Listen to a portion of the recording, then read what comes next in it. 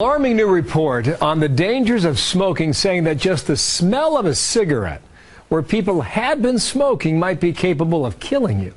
Really? Senior national correspondent John Roberts is on that, live in Atlanta. What's up, John?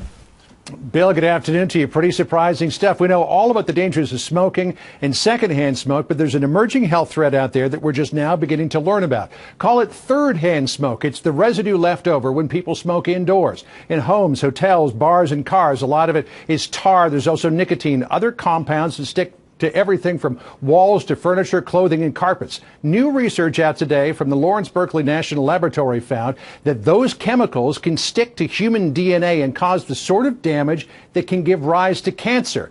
And unlike secondhand smoke, which dissipates, third-hand smoke never goes away.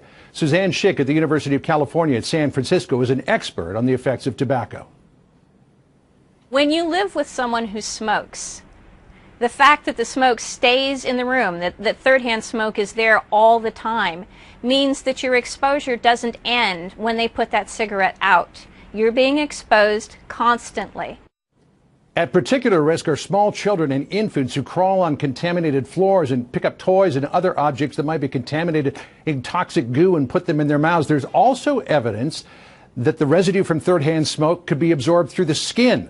Here's something else to consider. In experiments with animals, mice who lived in cages that were contaminated with third-hand smoke began to show hyperactivity, poor wound healing, and the earliest signs of emphysema and chronic obstructive pulmonary disease. And experts say that you can't just wash this stuff away. If you want to get rid of it, you need to paint over walls, throw out carpets and furniture. And the risk doesn't end when the smokers leave either. One other study found children who moved into homes that were formerly occupied by smokers showed elevated levels of nicotine. Bill? Wow. John, thank you. John Roberts. Interesting finding there. Thank you, John.